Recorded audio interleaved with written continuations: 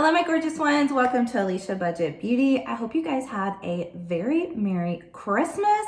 I'm filming this before, but you guys should be seeing this after Christmas, so I hope it was wonderful for you. Here on my channel, I love affordable fashion and beauty. I like to try to save you money in the process of that, so if that's something you're interested in, please stick around and subscribe. And today is really fun. It is a collab with my friend Elizabeth. She's the one that came up with this idea, and I will pop her right here. I hope that that shows up because sometimes in the editing process, it will be there when I'm uploading, and then whenever the video's live, it's not there. So hopefully she popped up right here. If not, I will have her channel and her Instagram linked down below.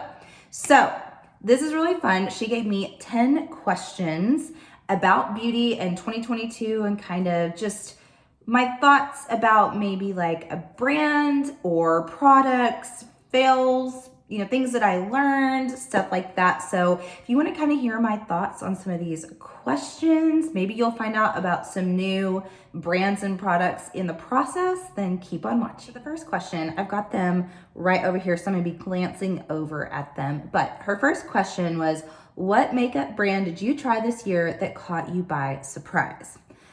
Well, I'm wearing it on my eyes today. I mean, look at how stunning this shimmer is on here. So it is none other than Adept Cosmetics. Now, I chose this brand as it caught me by surprise, not because I didn't think it would be amazing, because I tried it for the first time in 2022. I knew, you know, indie is where my heart is. I love indie makeup. I think it is the best of the best.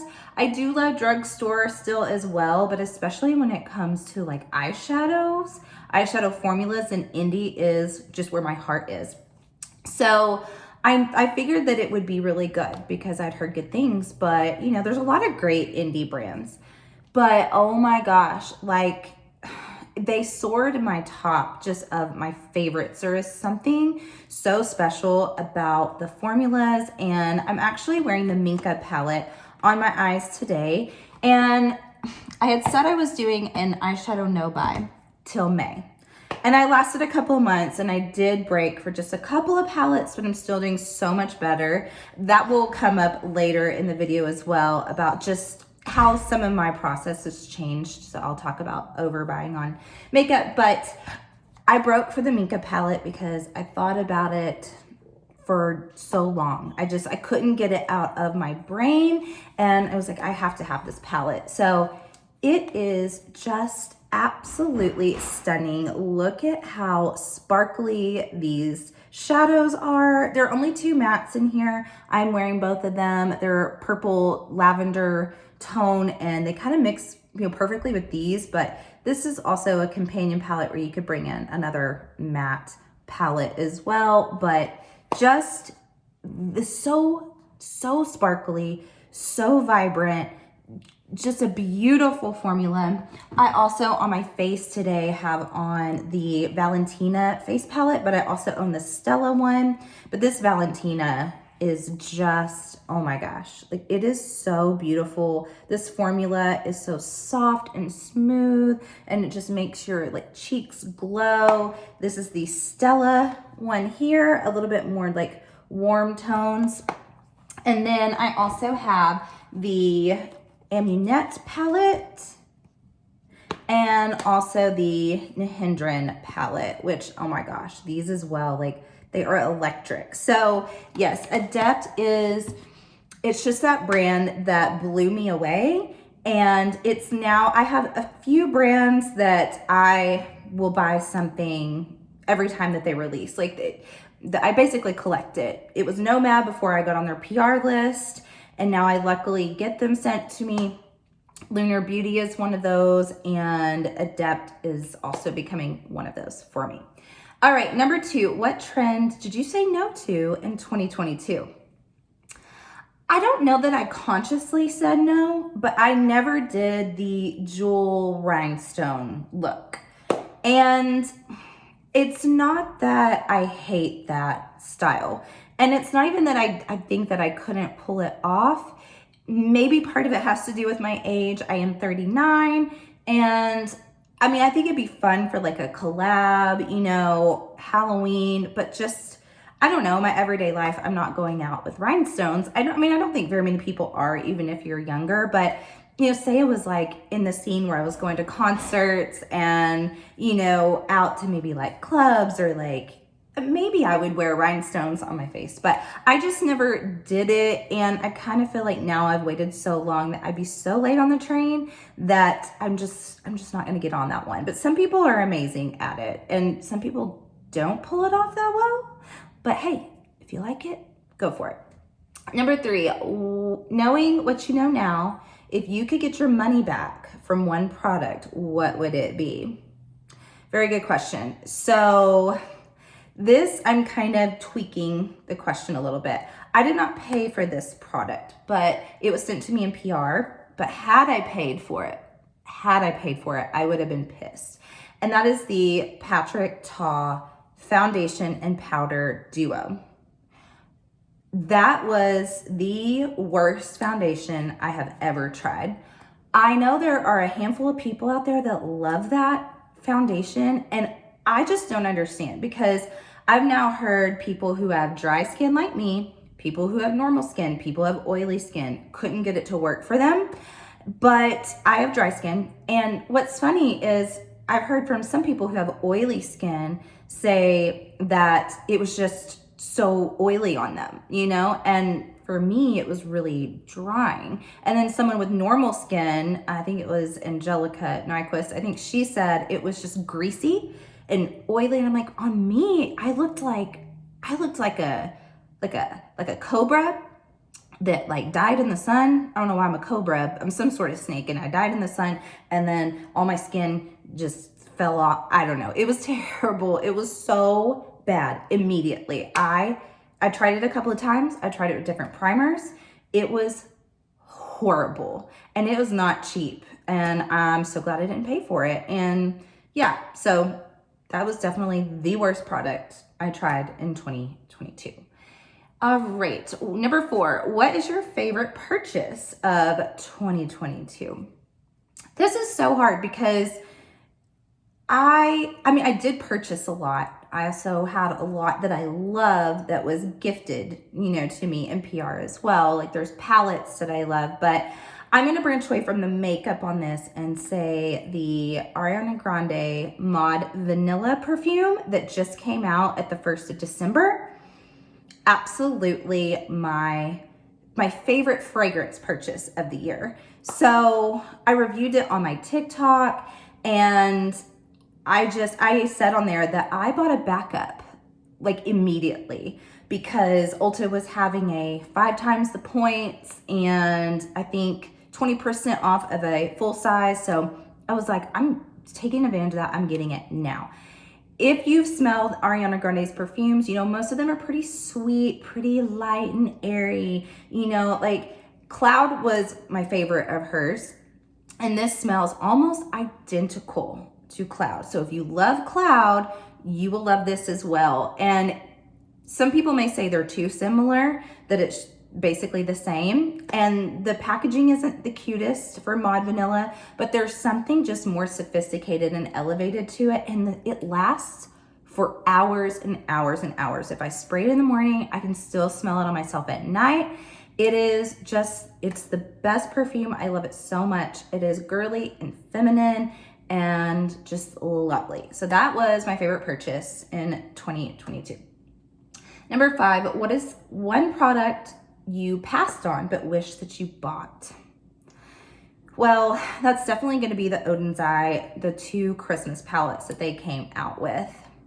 And I'm still a little bit salty about it, but I had said I was on a no-buy. I was trying to be really, really good and really mindful about if I was going to break my no-buy.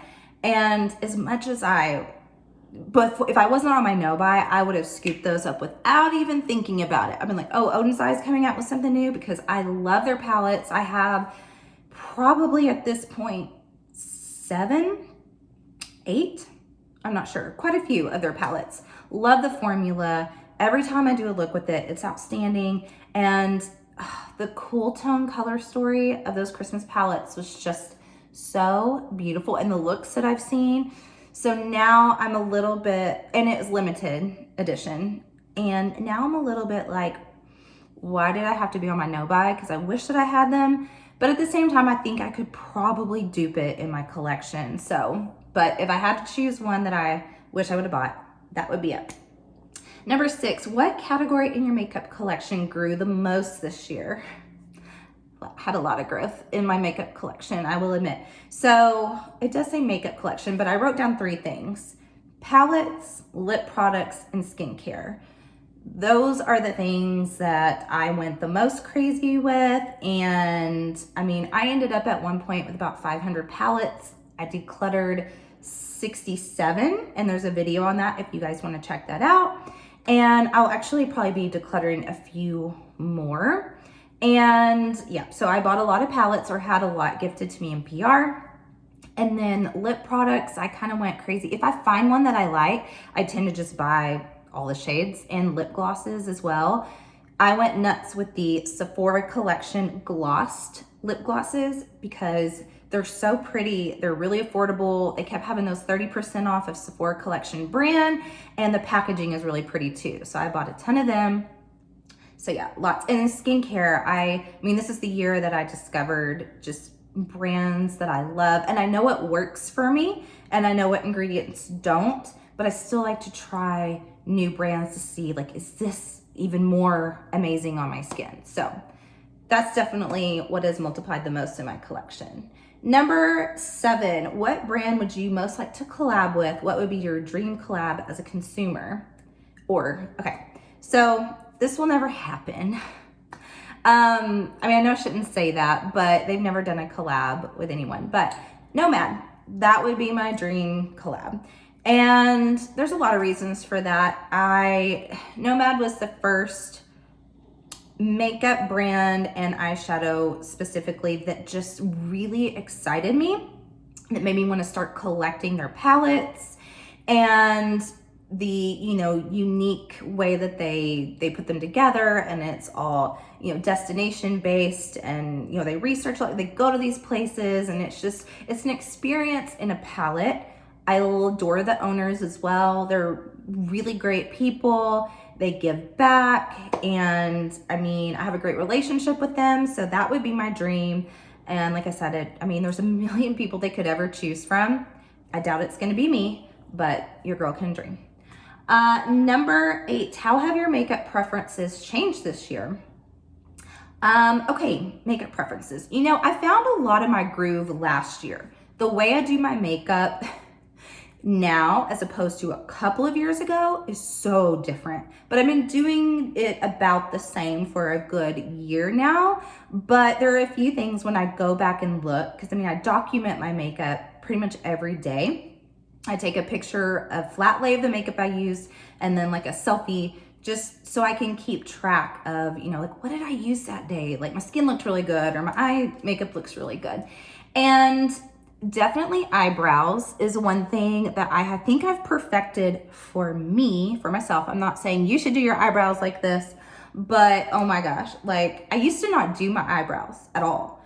And then I saw what a big difference it made to do them. But when I go back and I look at like my Instagram and stuff from a year and a half ago, and the eyebrows, they are like giant, huge blocks. I mean, and so dark, and I thought they looked so good. And now I love the way that I do them now. So that's definitely something that's changed. I'd say eyeshadow formula as well.